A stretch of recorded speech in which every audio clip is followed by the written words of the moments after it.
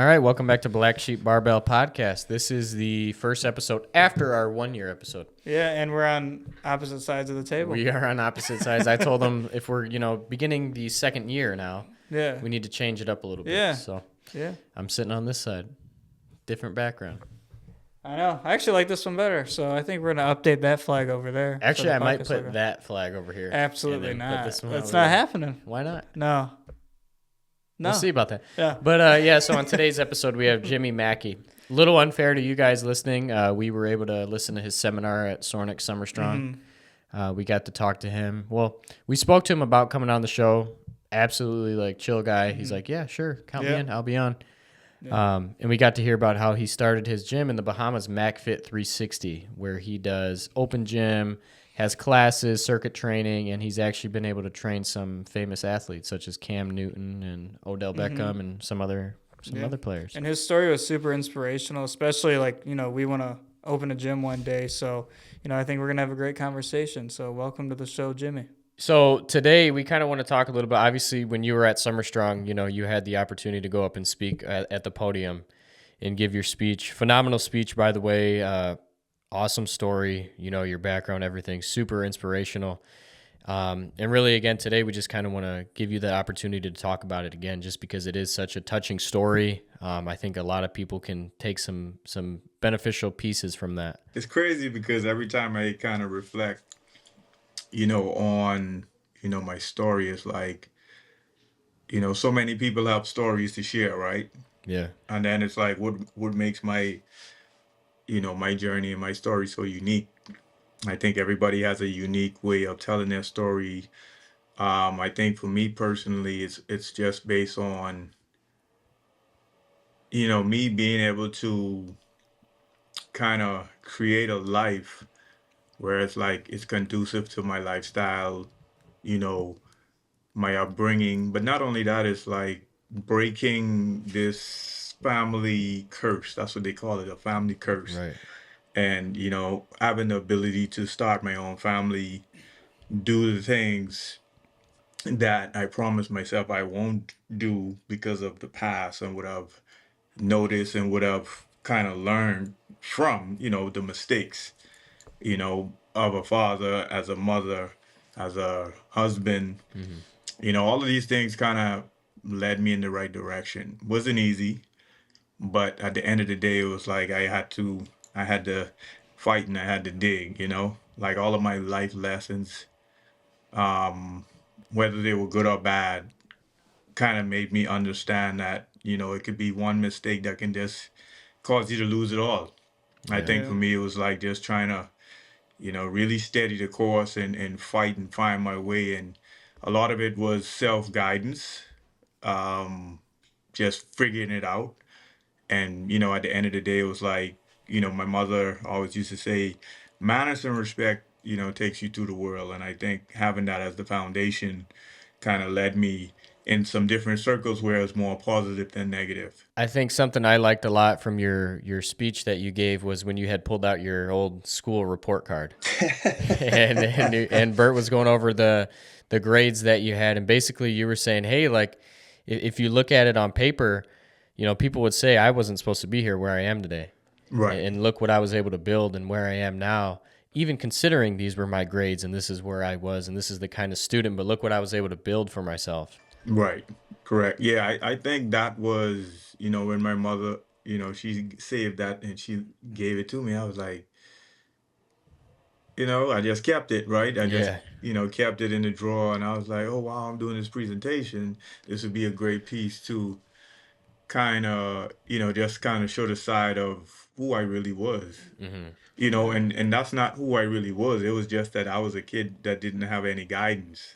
Right. Yeah. Right. Didn't have somebody to sit down at the table and help me do homework and encourage me and motivate me. It was like I had to figure it out.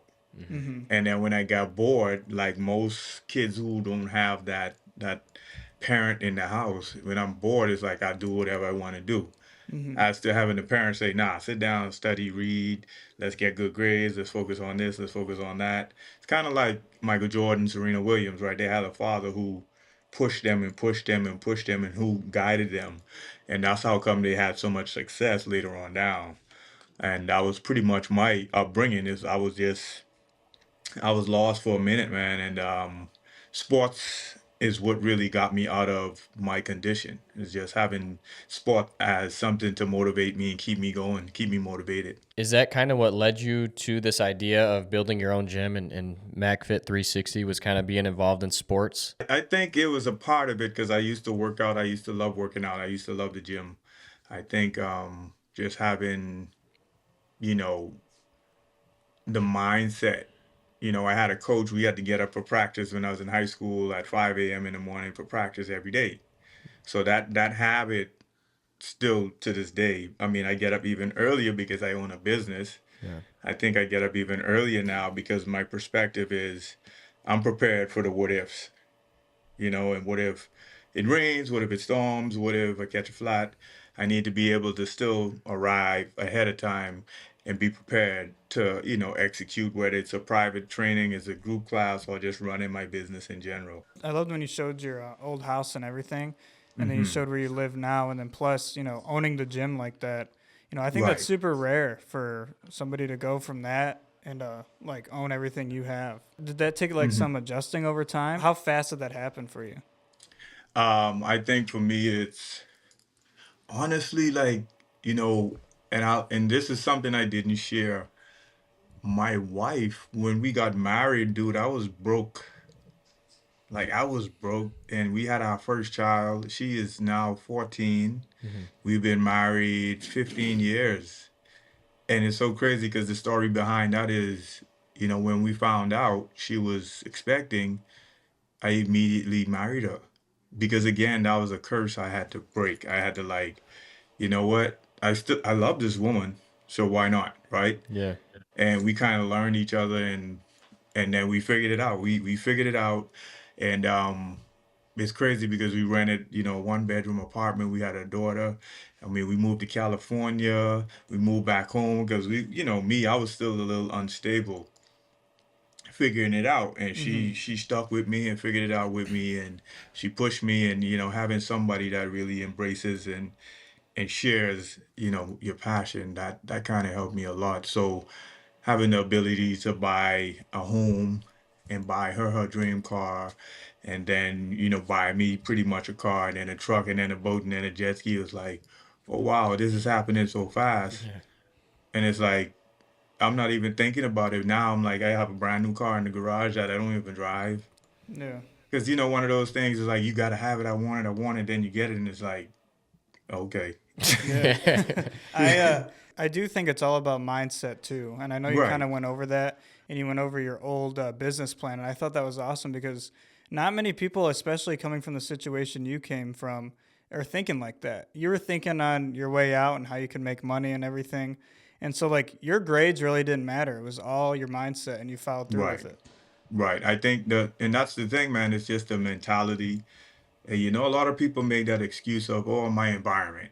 Hmm. Yeah. I mean, yeah, your environment can kind of keep you back if you allow it to. But I Yeah. think me growing up as a kid, I was very quiet, kept to myself.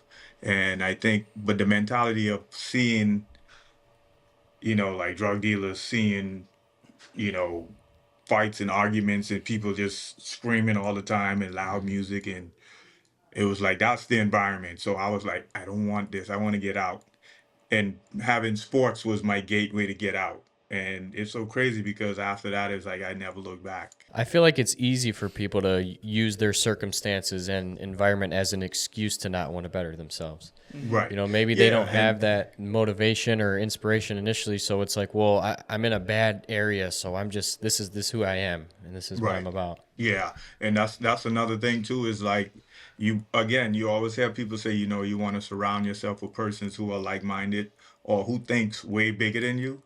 And it helps you kind of think big, even bigger, because they're on a level and you're trying to get there. So it's like you have no reason to like look back because everything they're doing is way, way in front of you. You can't even touch it, but you can fight and fight until you get it.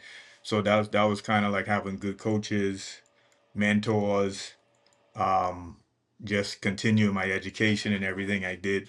those was some of the keys to guide me in the right place. What year was it when you started playing around with this idea in your head about opening up a gym? I think 2013, 2014 was the first studio. We did the outdoor boot camp, and then I did like private training, and then I opened up another private studio, a little bigger one, bigger version. I think that was like yeah, three.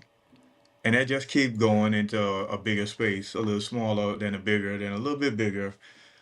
Real estate is pretty expensive in the Bahamas, so I kind of knew the environment and what Yeah. I wanted to offer.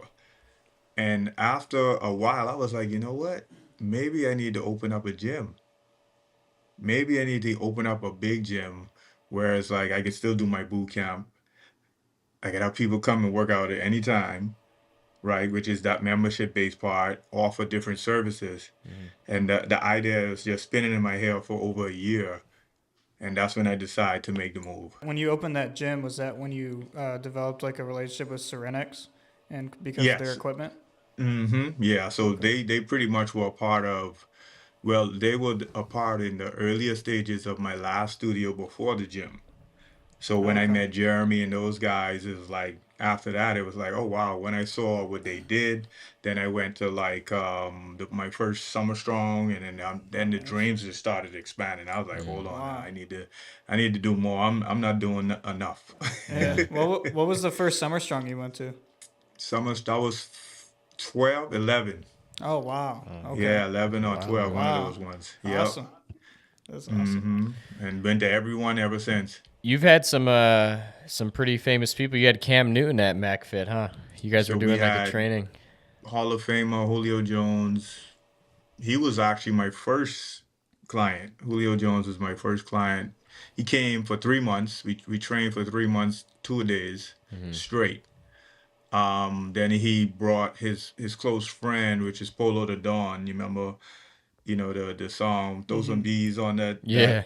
Yeah, all of that stuff. The producer, he lost over 50 pounds on that trip. Oh wow. Yeah, so he was working out with Julio, and then Julio pushed him in, the program I had him on. He lost over 50 pounds. Wow. Mm. Everybody thought he came to the Bahamas and got surgery. Oh my God. When did you start seeing like those kind of clients come in? After that year, everybody just stopped flowing in. I mean, the hotel, Bahamar, is like literally a 10-minute walk.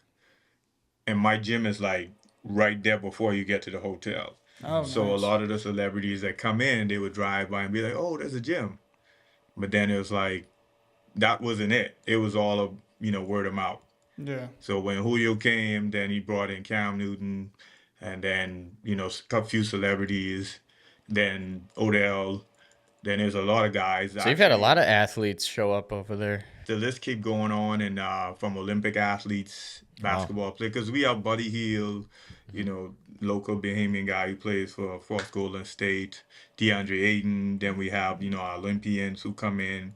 So the list just keeps going and going. How is it working with those guys? Man, it's so much love when these guys come home because when it's time to work out, they know where to come. Yeah.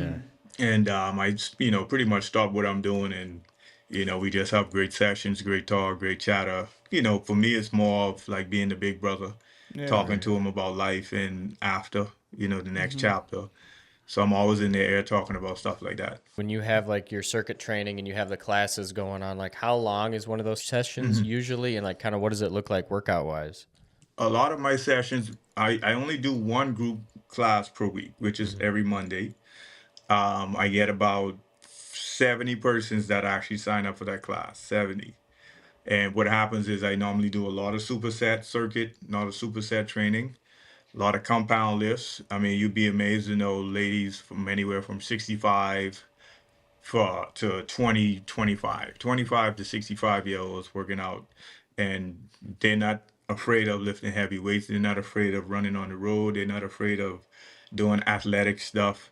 And we just have a grand time, man. Just everybody enjoying one another and dancing and having fun. I even have live DJs every now and then. It's Oh awesome. wow. Do you ever run into like working with these kind of like celebrity people? Do you ever run into like they think they know all about it and they won't listen to you? You know what's so crazy? Like, that's a really good question because based on my understanding and coming where I'm from, what happens is when celebrities come to the Bahamas, we ignore them. Mm. Like we don't make them feel like, oh wow, like everybody else. Right. And what ends up happening is when they come in and I look at them, look them in the eye, and I tell them straight up, like, if you're not gonna give me 100%, then this doesn't even make sense me doing this. You know, Yeah. you could have your cameras and all this and that, but we gonna work hard. Mm-hmm. And you know, I kind of set the presence before anything else. You got to kind of humble them real quick and be like, hey, like I'm gonna treat you the way I treat any other client. You know, like Yeah, yeah, this is yeah. what I'm about. And But it's so crazy because those guys, they listen more than anybody else. They love to be critiqued. They love to hear the word you can't do this, because then that brings their competitiveness out in the workout. So those Yeah. guys love to be coached from based on the experience of the ones I've coached. They love to be coached and tell what to do, which is crazy. so I'm not too familiar with the Bahamas and like types of training facilities they have out there.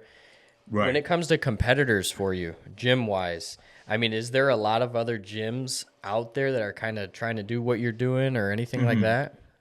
It's so crazy because you know another story I have is I actually used to work to one of the gyms, which was Bally's at the time, the franchise. So it was Bally's Total Fitness, and then they changed it to a different name.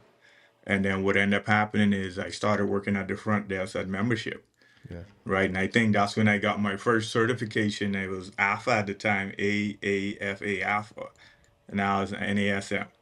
And I was like, they were dominating, like they was the best and the biggest gym on the island at the time. And then they had another gym on the east side of the island, which is smaller gym, but you know, it's still popular, right? So when I decided to open a gym, I was like, it's gonna be like no other. Because Right. I've went to every gym pretty much when I, traveled to the US. So I got those ideas coming in and it was like, all right, I want to be able to train pro athletes, my everyday person, group classes, spin, yoga, Pilates, you name it. Mm-hmm. I'm gonna have it in one space, and that's pretty much was my motivation to just blow it out the park. That's amazing. Um, I remember you said a story at Summer Strong. There was a lady that came in. Did you say that she had surgery and then you started working with her a lot? She was doing deadlifts. Yeah, so Can't remember her name. Sorry. so Linda is yeah, Linda, of course, she just retired. Mm-hmm. She is a lawyer for a crazy amount of years. She is now 60. Linda's what, 62, 61, 62. She fell off a horse, broken ribs and shoulder, all kind of craziness, balance issues. And man, we just work and work and work. And our goal was never to lose weight. Mm. When we had a conversation, it was no, I don't encourage losing weight. I don't promote losing weight. I promote the lifestyle. But throughout the lifestyle, everything else happens, as we know, right? Yeah. Mm-hmm. Once you start eating better, you start working out more, then that weight loss process happens. Yeah. She was like, man, I just want to lift weights. I just want to get strong. I was like, you in the right place. And now, to see your deadlifting, more than 315 is like, wow. I can only imagine too the satisfaction that you get after all these years and everything that you've been through, and kind of when you're running these classes and you take a step back and you see everybody putting in the work and you see that progression and people developing. I'm sure just that satisfaction you get is unreal. Yeah, it's great to see it because, like I told you guys before in my presentation, the Bahamas is considered number 5 in the world in obesity. Mm. So having those numbers to deal with, but then to now change the narrative to saying to people, look, it's not about weight loss, man. It's about, a healthy lifestyle. It's about how you feel. It's about enjoying life, enjoying moments, and then everything will follow. And I think that's one of the biggest things I preach because now people are like, yo, I want to be able to still eat like this and do this, but we're gonna work out 5 days a Yeah. week still. With owning a gym and everything, what's something that like caught you off guard almost with owning a gym that you weren't prepared for? Hiring and firing, man. Hiring and firing. All right, so quick story, man. So just this morning and yesterday, I had two of my opening staff didn't show up. Oh, jeez. Yeah, so imagine now I have this 14,000 square feet, nobody to stand at the front desk. But luckily, my guy, Scotty, who was at Summer Strong this year, Mm-hmm. he know the system, he know the front desk system, so he Mhm. pretty much held it down. I had a few clients who were early morning clients, so he was holding it down until we got somebody to come in on those shifts. But Yeah. that was like one of the biggest things is just having reliable people Mm-hmm. who's gonna show up like me, right? And Yeah. Mhm. you expect them to because you pay them a paycheck. But at the Mm-hmm. end of the day, that was the biggest challenge is just to have people you can depend on. Yeah. We have a whole staff of about 45 persons working for us, Oh wow. Mm-hmm. housekeeping, Group X, they're all Wow. contracted, and then front desk, right? Front desk Mhm. all full time. So we try Mm-hmm. to we try to keep them as long as we possibly can. I'll tell you one thing, man. It's so crazy because minimum wage in the Bahamas is less than $6 Oh my an Wow. hour. gosh. Oh my gosh. Jeez. Yeah, and I think I probably pay way above minimum wage, which Mm-hmm. is good. Mhm. But at Yeah. the same time, it's like it's hard to find people that are reliable, man. Mhm. These youngins Yeah. today, they don't want to work. I'm telling you, people don't. So Yeah. that I think that's a global issue. Yeah. We definitely have that problem over here too. Yeah. Do you think I know you so you're primarily out of the Bahamas. Have you ever played around with the idea of maybe in the future opening one here in the States, a MacFit? Man, I actually had a few persons literally come in, and they was like, "Hey, man, you ever thought about franchising Mhm. MacFit?" And I kind of juggled it a little bit, and I was like, "No, Mm. I don't Yeah. want to do it because at the end of the day, you know what happens when you do franchises, right? Yeah. The name gets watered down, Yeah. Mm-hmm. right? It's the name, but I'm actually working with a guy right now to open up a facility in Orlando. Oh, Oh, nice. So awesome. we might be partnering up on a really nice private training facility, which includes golf and Oh, cool. fitness. So Wow. golf performance and fitness, recovery as well. So, Yeah. we just kind of trying to find a space right now so we could, do what we do. Yeah, when we me and Devin went to Key West last year, and Mm. we found this gym, and they had like a like a cold plunge. Does your gym have those, like the cold plunge tubs? I actually just I have a cold plunge and I just bought a sauna. Oh, nice. Hell So yeah. Nice. I actually have saunas in my bathrooms, but this is going to be more geared towards all of my private training. Mm-hmm. Mhm. So I want to start getting all of my one-on-one clients to now get in the cold plunge and hot, just to help with their recovery because they work at 9 to 5, stressful days, stressful jobs. So I want them to be able to kind of get that part of not just Mm-hmm. fitness but also recovery. Kind of going back a little bit, just some insight for us and some tips that we can get, Hmm. from the beginning stages when you're like, okay, hey, I want to open this gym, I want to open this studio. What was like that first step that you took, right? Like if I'm right here and I'm like, I want to open a studio next month, like what would be some advice you would give somebody like, okay, this is what you should look for and this is how you Hmm. should get started? I mean, the biggest tip is actually knowing the demographics. Mm-hmm. That's Mm-hmm. so important because a lot of people don't look at the demographics, right? Because if you're somebody that's been training for a while and you say, you know what, I want to do this, now's the time to do this. Where do I start? Look at the demographic. Look at what people can afford. Look Mm-hmm. at if people take health serious in that area. Mm-hmm. And when you kind of can figure that out, then you can start doing things like pop up boot camps and feeding the market to who you are because people got to get to know who you are. They got to trust you. Right. The minute Yeah. people get to know you and they trust you, then everybody's going to be on board. Give Mm-hmm. away free stuff, give away free workouts. When I used to work in the gym, I used to give a ton of free workouts. Mm-hmm. Mm-hmm. Like when I'm bored and I don't have a client, I go grab somebody of a treadmill. Hey, let's go try this workout. Right. And before you know it, now it's like word of mouth. It's just start spreading all over the place. Like, hey, Yeah. Yeah. now I'm like, okay, I'm about to start my boot camp. Then everybody just start flocking in because they know what they're getting. That's something you were saying in your speech too, right? Like people, they're not going to know who you are Right. if you don't put yourself out there. Yeah. Give it away for free. And one of the biggest things I did too was I trained everybody. And training everybody helps you understand who you are as a trainer. Mm-hmm. Mm-hmm. Because then now you get to understand what you like and what you don't like. What type of energies you prefer and what you don't prefer. And as you grow into it, then you can now say, okay, I want that. I don't want that. Yeah. And then you can start developing who you are, your space, your mindset, the mentality. And those people are out there. You just gotta keep flushing and finding and flushing and finding, and then they're gonna keep coming in. I've never really thought of that though with like the demographic of the area to see like how like what people really want. Because honestly, one Right. of the reasons why your story was very inspirational, especially for us, is that we want to open up a gym one day, like by us, because we don't have any kind of like powerlifting gyms over here or like nice gyms. We just have like those commercial Planet Fitness, LA Fitness, or something. Right. So yeah, I never thought of that, but that's a good idea to look. But you at. know what? Not only that, see, the thing about gyms is the person who's gonna spend the money is women.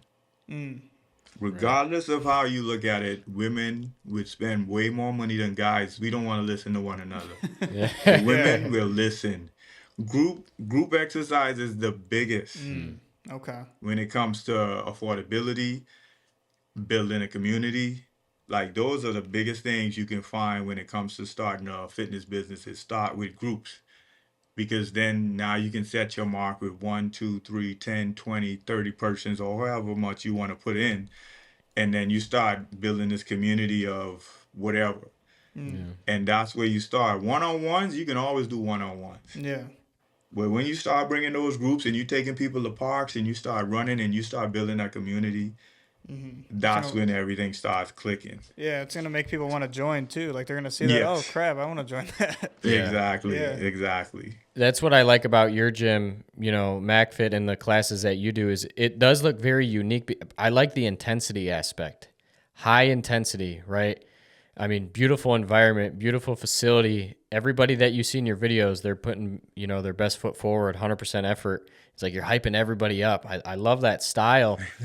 And for us, it's like, how Ethan was talking about gyms, not having too many like strength gyms around here, powerlifting focused gyms. Or even, like classes like you do at your gym. There's not a whole lot of that around here. And I don't know if it's Right. primarily because we're from Michigan weather or Right. what, but it's just you don't see it too much and it's unfortunate. Yeah. I think you guys definitely have to break the mold. Again, you said it. You're in Detroit, right? So the weather is something. So you Yeah. probably have to do everything indoors, right? For me, it's like I prefer to have an indoor boot camp Yeah. because then my sound system will probably be louder than 10 homes all in one. Because I'm gonna make some noise in that room, right? But at the end of the day, it's like it doesn't matter where you at. It doesn't matter how much equipment you have. It doesn't matter none of that. They come for you, the person, the trainer, the personality, because that's who the people to get. That's who they cater to and feel for is the trainer and the mindset and the mentality and how you make them feel at the end of the day, right? You could have a big old pro athlete come in there, but if you make them feel special, Yeah. you're gonna bring more pro athletes, and before you know it, everybody want to come to you because it's how you make them feel. It's how what you tell them. It's not you're not trying to be like everybody else, Yeah. right? That's key. Yeah. It's definitely more important than even the gym itself. Is just to make them Yes. feel welcome. So I seen too, you're a big traveler. You're a big traveler. You're also into some photography as well. You Yeah, take I some was pretty about to say, cool yeah. shots and stuff. Yeah, I love your photography, man. I saw you post some of it, and you were doing prints as well. I do Yeah, some photography too, so I Oh, just, nice. I really like that. Growing up, I was a artist. I like to draw, and I think the camera kind of took that creative side. Yeah. And we going again to Kenya again in July. My wife we taking the kids this time, so Nice. I can't wait for that to get some up to date shots. Yeah. But yeah, I like to travel. We love to travel. My wife, she kind of gave me the travel bug, and so the whole continent of Africa is pretty much on our list for the next few years. So we're gonna let's go from country to country to country, and then Asia, kind of Japan, and some other places. So yeah, it's nonstop. Something that we do when we travel, we always try to find a gym to go to. Do you do something similar? Do you always try to look for like a specific, unique gym? I'm up 5 in the morning looking for the gym. That's us. People are usually like, "You're crazy. You're on vacation." I'm like, "This is part of vacation. to find It this really is. cool gym. But seeing the thing, that's the thing. That's the lifestyle, right? Yeah. It's a part of the Yeah. lifestyle. So when clients now, all of my clients are like, "Oh, well, we have a gym, so I'm gonna work out," and that's what it takes. Is just being able to find that gym, and even if it's not around you, the hotel gym is like great walls, but you got to try anyhow. Yeah. It's like brushing our teeth, no matter where we are, we got to get it in somewhere. We'll find someplace. Yes, sir. Yeah, I think Ethan and I, we got to add the Bahamas to our list. Yeah. Got to go out there and try out one of them classes. I know. It'd be Man, awesome, honestly. listen, come on with it. Yeah, it'd be awesome. Get a break from the Michigan weather. Yeah. Is the weather nice all year round down there? Honestly, it is great weather year round. I think the lowest we would probably get is maybe 62, but that's still a sunny day. Yeah. Yeah, That's awesome. Islanders, anything below 65 is cold, considered cold to us. How long is that flight? All right, so from Nassau, where I'm at, the capital, to Miami or Lauderdale, it's only like a 35, 40-minute flight. Oh, wow. Yeah, it's That's right not there. long We at have all. direct flights to Atlanta, New York, Vegas, California, Houston. Yeah, so we have it's a few places we have direct flights to, and the UK. Jimmy, obviously it's been a great conversation, a lot of insight. We absolutely loved your speech at Summer Strong. We took a lot of good stuff in from that, and just kind of realizing like it doesn't matter your circumstances or where you are in life right now, like you can make something out of yourselves, but you got to be willing to put yourself out there and advertise yourself. Is there any pieces of advice, anything you'd like to tell people listening right now that are kind of, have that dream or that idea of something they want to do, but they're just kind of feeling stuck right now? Man, I think the biggest thing right now is just putting God first. Yep. And then, faith without works is dead. That's the biggest thing, because you could dream and all you want. You could talk about it all you want, but if you're not taking action, it doesn't make sense. As long as you taking action and you putting your right foot and your left foot forward, and you doing every day what it takes to get where you want to go, it would happen, because what's meant for you will happen. No matter how you look at it, if you're doing what you're supposed to do, is moving those feet, it's gonna happen. Sometimes it might take longer than some persons. It may happen tomorrow. Some might take years. It might take the year before you pass away. But what's meant for you will eventually happen. But you just got to put your best foot forward every day and then make it happen. It's about that passion too, right? Like just Yeah, having that passion. because see, at the end of the day, the passion and all that good stuff, it'll make you move. It'll make you move. But if you have it and then you're not using it, it's useless. Well, we appreciate you, man, so much, and we're excited to see you at Summer Strong again, then, because it seems like you go every year. So yeah, we gotta go to Winter Strong now. Yeah, we were talking about honestly, that. We I'd don't like know to too ask much. you, how is that? Winter Strong was like Summer Strong, but for outdoormen. Okay. Like if you like to shoot and bow and arrows and hunt, and that's a different world. But it was so much fun. My first year, which was this year, was so much fun, and I got to go back next year. I'll probably take my kids too. Yeah, we were talking about it. Honestly, we're not like outdoorsy at all, but honestly, it still looks really fun. We saw something that Bird said you have to shoot to eat or shoot something. to eat. Yeah. It just seems awesome. You get to see that part of the world that nobody thinks exists. It's there. It's a different world. I mean, you have a big old hot sauna and cold plunge tub just there, sitting out there. You jump in, and guys early in the morning, and it's building a whole different world, like throwing darts and knives and working out and running. And dude, I'm That's not an awesome. outdoor person like that, but it was like it opened a different world for me. Yeah. Wow. Yeah, we'll definitely think about it because it seems awesome. Yeah, definitely recommend it. I encourage you guys to push, past the limits. Just open that gym. Make sure y'all bring me in to be the guest boot camp coach, Absolutely. and make some stuff shake in Detroit. Yeah, for sure. Well, it's been an honor, Jimmy. Thank you so much, Yeah, man. thank you. Yes, sir, man. Y'all have a good one. Great conversation with Jimmy. Super inspirational story. We heard him at Summer Strong, and that inspired us, and we want to get him on here. So, yeah, thanks for coming on. Yeah, just going back, talking about him growing up, kind of getting into sports and what inspired him to get into fitness and wanting to open a gym, MacFit360, and seeing where he came from and where he is now as a successful gym owner and training some famous athletes. We got to visit it one day, dude. That We gym will, is for huge. sure. In the Bahamas, For that'll be sure. a great time. Be a nice little vacation. Yeah. All right, man. I'm going to see if this hits it all. A little bit. You going to try yours No. over there? You going to try yours second year, opposite side? Second year, they don't work, dude. All right, buy new ones. I don't know. You Buy buy some them. new ones. Doesn't work. Double barrel. We should get another thing. I wonder if they have a different kind. Yeah, they got a bunch of different ones. Well, anyways, thanks guys for watching, and we'll see you on the next one. Peace. Peace.